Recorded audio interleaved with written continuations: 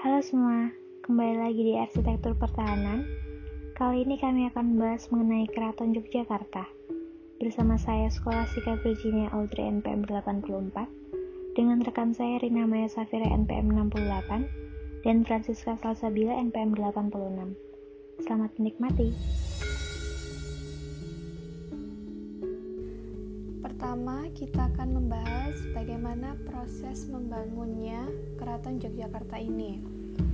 Diawali dengan Perjanjian Giyanti yang ditandatangani pada tanggal 13 Februari 1755, menyatakan bahwa Kerajaan Mataram dibagi menjadi dua, yaitu Kesultanan Surakarta Hadiningrat dan Kesultanan Yogyakarta Hadiningrat. Perjanjian Giyanti ini kemudian diikuti pula dengan pertemuan antara Sultan Yogyakarta dengan Sunan Surakarta di Lebak Jatisari pada tanggal 15 Februari 1755. Dalam pertemuan ini dibahas mengenai perletakan dasar kebudayaan bagi masing-masing kerajaan. Kesepakatan yang dikenal dengan nama Perjanjian Jatisari ini membahas tentang perbedaan identitas kedua wilayah yang sudah menjadi dua kerajaan yang berbeda. Dan hasil dari bahasan perjanjian tersebut, Sultan Hamengkubuwono I yang merupakan raja dari Keraton Yogyakarta memilih untuk melanjutkan tradisi lama budaya Mataram. Dan pada tanggal 13 Maret 1755 merupakan tanggal bersejarah untuk Kesultanan Yogyakarta.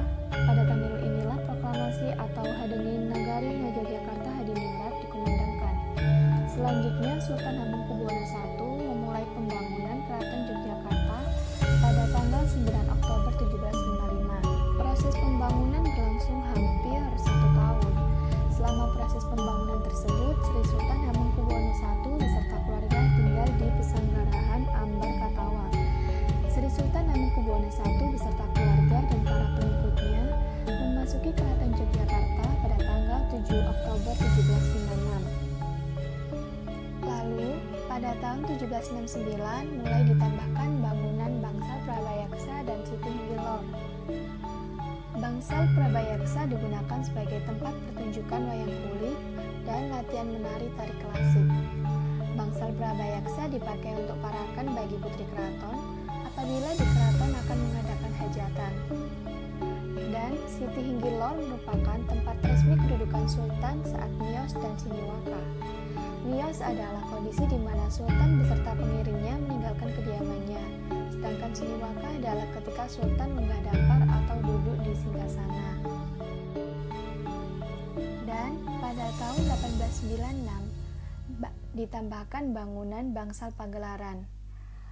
Bangsal Pagelaran pada zaman dahulu sebagai tempat untuk pertemuan sultan dengan para abdi dalam atau abdi keraton. Sekarang tempat ini berfungsi alih sebagai Bangsal Pagelaran untuk sebagai kegiatan atau event-event budaya dan pariwisata. Dalam Bangsal Pagelaran terdapat sebuah singgasana atau tempat duduk sang sultan. Selanjutnya kita akan membahas lingkungan sekitar. Adapun batas wilayah dari Keraton Yogyakarta yaitu dimulai dari alun-alun utara Keraton Yogyakarta hingga alun-alun selatan Yogyakarta. Di sekitar Keraton Yogyakarta juga terdapat fasilitas-fasilitas pendukung, seperti adanya museum, wisata keraton, fasilitas pendidikan, dan lain-lain. Dan di sekitar keraton juga cukup padat pemukiman penduduk. Dan selanjutnya kita akan membahas kondisi sosial di sekitar wilayah keraton. Karena letaknya yang strategis dan dekat dengan pusat kota, pemukiman di sini cukup padat penduduk dan fasilitas yang ada juga cukup lengkap. Fasilitas publik yang ada antara lain, yang pertama yaitu ada fasilitas kesehatan seperti puskesmas keraton. Dan yang kedua ada fasilitas pendidikan, ada TPQ atau TPA Al-Quran dan adanya SD Keputaran 1. Lalu adanya fasilitas ibadah seperti Masjid Raja Wijayan dan Mushola Asmaul Husna. Kemudian kondisi budaya di wilayah sekitar keraton. Kondisi budaya di sekitar keraton masih sangat kental dikarenakan masyarakatnya yang masih menjunjung tinggi nilai-nilai tradisi dari leluhur dan juga dengan adanya fasilitas budaya di sekitarnya seperti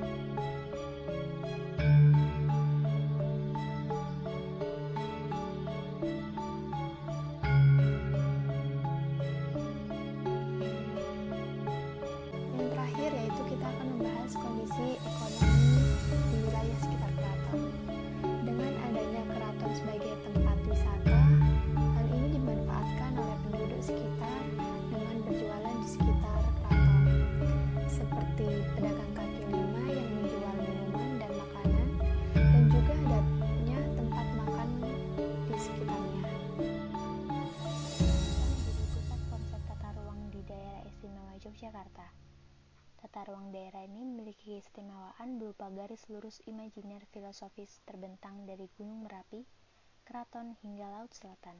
Garis imajiner Yogyakarta memiliki sumbu filosofis, yakni tugu, keraton, dan panggung kerapiak yang dihubungkan secara nyata berupa jalan.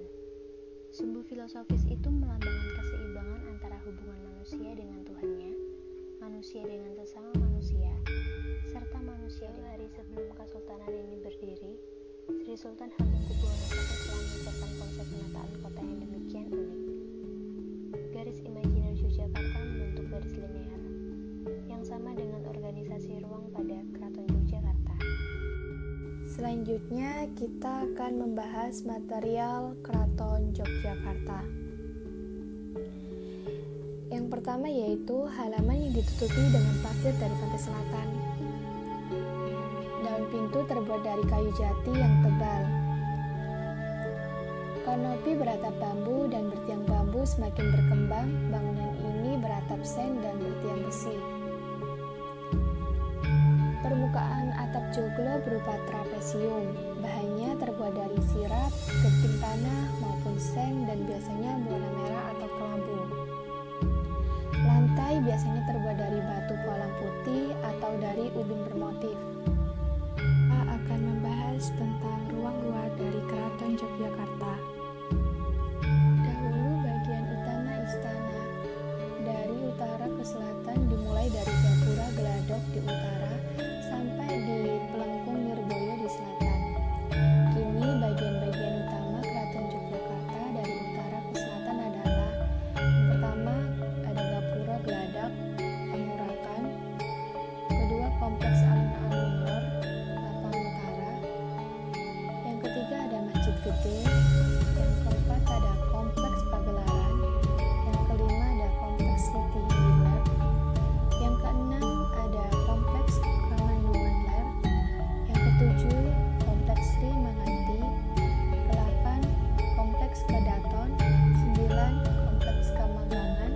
10 kompleks Kamandungan Kidul. 11 kompleks Siti Hinggil Kidul, sekarang disebut Sasana Hinggil. 12 Alun-Alun Kidul.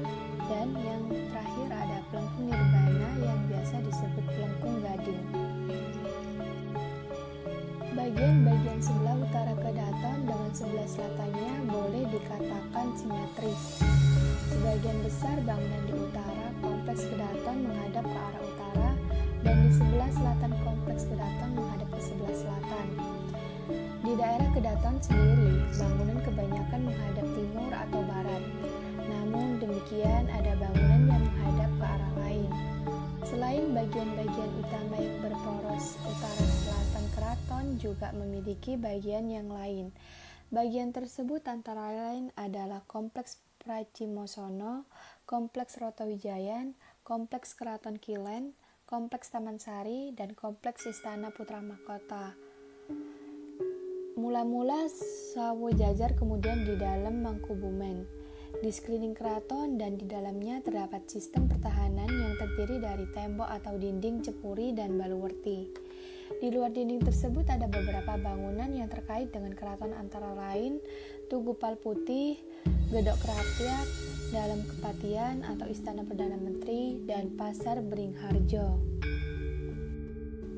Berikut ini merupakan denah dari Keraton Yogyakarta. Gambar yang pertama menunjukkan bangsal Pagelaran, dan gambar yang selanjutnya merupakan pintu masuk dari bagian C yang di dalamnya terdapat bangsal Sri Minganti, bangsal Trajuma, bangsal Pecacaosan, bangsal Pecaosan Bupati Nayaka, patung Dwi Napala, regol Dana Prakopo. Dan selanjutnya kita akan membahas ruang dalam Keraton Yogyakarta.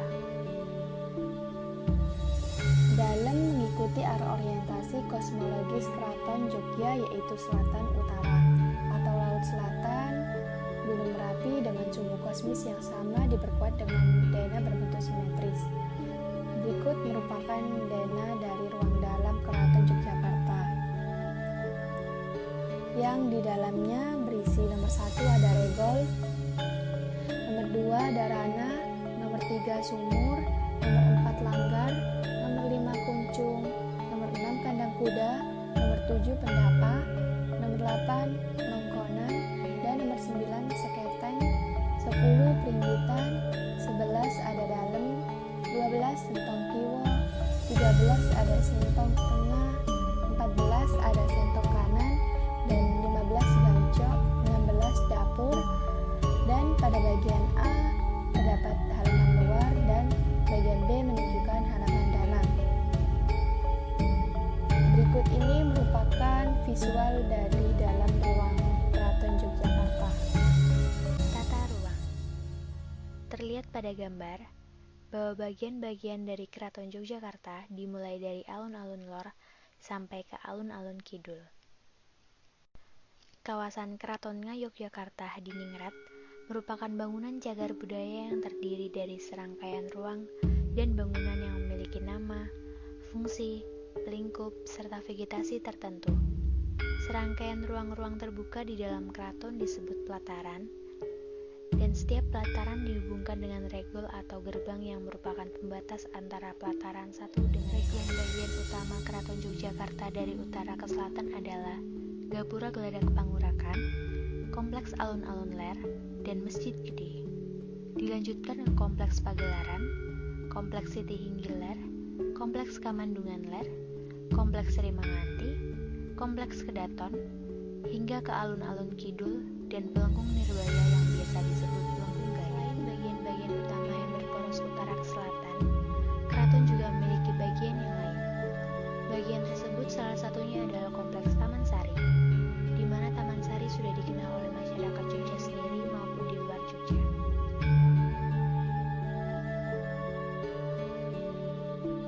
Dilanjutkan dengan organisasi ruang yang terjadi pada Keraton Yogyakarta, dapat dilihat melalui gambar bahwa organisasi ruang yang terjadi adalah bentuk linear.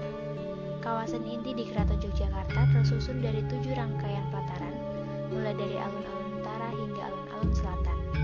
Yang pertama adalah Pagelaran dan Siti Hinggil Lor, dilanjutkan dengan Kamandungan Lor, Sri Manganti, Kedaton, Kemagangan, Kamandungan Kidul, dan Siti Hinggil Kidul. Zona yang tercipta pada Keraton Yogyakarta yaitu zona publik, di mana Keraton Yogyakarta sebagai tempat wisata bagi wisatawan dalam negeri maupun luar negeri. Berikut adalah tampak dari bangsa Hindia dan bangsa Kencana. Selanjutnya adalah tradisi lisan. Tradisi lisan sendiri memiliki makna, pesan atau kesaksian yang disampaikan secara turun-temurun dari satu generasi ke generasi berikutnya. Tradisi lisan merupakan salah satu kebudayaan yang masih terjaga di masyarakat. Salah satu daerah yang masyarakatnya masih sadar akan kehadiran tradisi lisan adalah Yogyakarta. Tradisi lisan sebagai kebudayaan mengandung segala aspek kehidupan yang ada di masyarakat. Jenis kelompok tradisi lisan diantaranya tradisi lisan verbal, tradisi lisan setengah verbal, dan tradisi lisan non-verbal atau material. Tradisi lisan verbal pada Keraton Yogyakarta meliputi tradisi yang menceritakan cerita rakyat Dusun Tunggul, legenda Watu Dalang, legenda asal mula desa Katongan, Brambang dan Bawang, mitos Dusun Kelangu, dan masih banyak lainnya. Pada gambar di bawah menunjukkan 2 pohon yang menceritakan asal-usul desa Tunggul.